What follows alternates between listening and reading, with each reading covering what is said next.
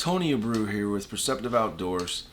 This video is a vlog style video, and it's more dedicated to the AGM Rattler 25-384. So stay tuned. Like I was saying before, right now it's December 2022. We're about to ring in the new year here in about a week. I run a different scope for a period of time, and about a month ago I started running this scope, which is the AGM Rattler 25-384 thermal rifle scope. The actual rifle that I'm running it on right now is a 6.5 Grendel SBR with a suppressor. It's just a home built can that I built, and this is the old pistol style that I had made into an SBR. So with that being said, I wanted to make this quick video because right now what's happening is we've been out a couple times with this. We've got some good footage, and I just wanted to go through that real quick. So the first time well, let's talk about sighting it in. So I sighted this in a couple weeks ago on a Saturday afternoon. I went and I had this thing sighted in less than 30 minutes with 3 different bullets, and it's the best I've ever done with anything. So these scopes, the AGM Rattlers, actually come with an American Defense Manufacturing locking mount, and it's American Defense Manufacturing is one of the best in the industry.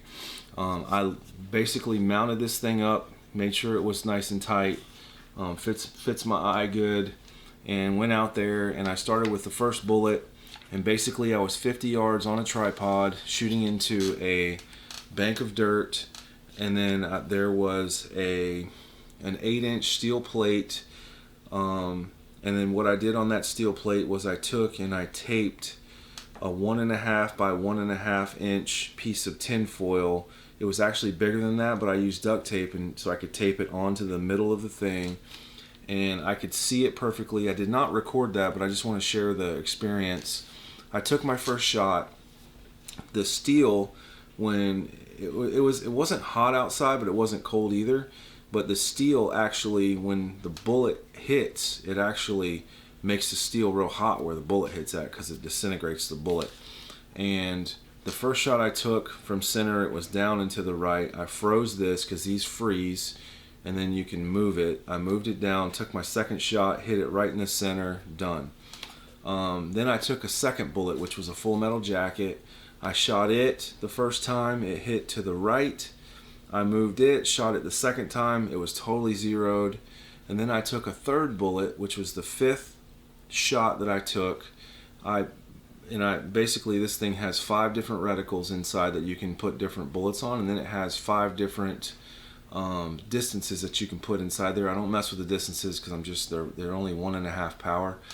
But so the 5th shot I took, I went to the 3rd reticle, took my shot, and it was dead zero on the first shot. I didn't have to move it. That's 5 shots, 3 different bullets. Never had that happen. Great experience. So after that, we took this out. I took my son out for the first time. My son is 6 years old, and then I have a 3-year-old as well. The 6-year-old is definitely shot. I have another full-length AR-15, which is a 223 with a night vision scope on it. He shot that at 50 yards and does really well on the target with it.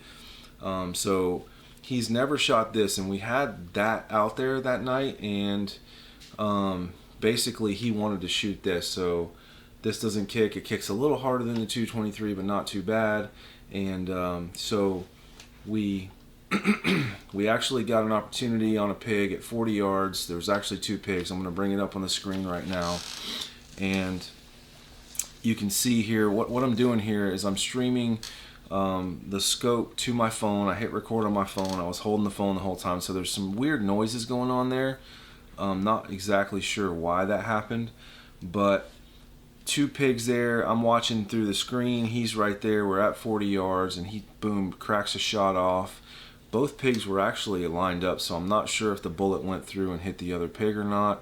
But when he took the shot, when I heard the bullet hit, if you look to the right there, you can see that there's a feeder on top of like some big squares. Well, those big squares are actually concrete because the person who has this lease had issues with the pigs knocking over the feeder legs, so he put them on concrete blocks so they can't do that anymore.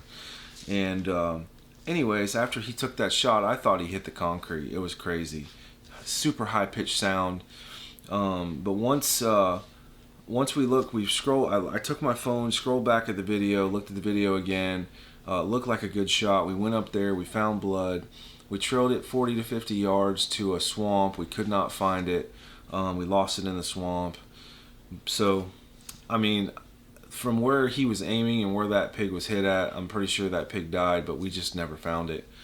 So then the second opportunity that we had was on the same spot, at a different, about a week later.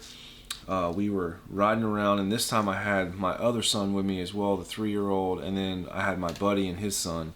And this particular time we were streaming to my tablet. Now I have a actual on my golf cart, because we're riding around this property on a golf cart, electric golf cart. It's super quiet, and I have in the cup holder I have a tablet holder, and I have an iPad, and we're streaming the scope to the iPad. We pull up to the end of this road, and the feeder's right around the corner. I jump off. I hit record on the tablet. I walk up around the corner. And I'll put it up on the screen again. If you're looking right here, if you see, again, there's the feeder on top of 2 blocks. There's another like gravity feeder that's up high, and then there's actually a raccoon to the right there on the ground. And then when I keep sidestepping over, you'll see there's a pig to the left of the feeder. And I pull it tight into my shoulder, squeeze off, and boom, hit him right in the head, and he totally drops. And that pig was probably about a 250-pound boar hog. And most of the pigs that he has on camera now are just super huge boar hogs. So we actually got some pictures with that hog. It looked like a Russian or a Razorback. I don't know, just a huge boar hog. We actually drug him out of there. I keep a drag, like a coyote drag or a game drag on my cart. We tied it up and kind of cinched it around him and just tied him to the cart and drug him all the way out of the property there after we got some pictures with him. And then the third opportunity was at the same feeder again. It was just me and my son this time, and my other son was with me. He stayed on the cart. Again, we pull up to the same spot. I hit record. Me and my son walk up there. I get my son into a position. The pig walks around and walks out back to the other side.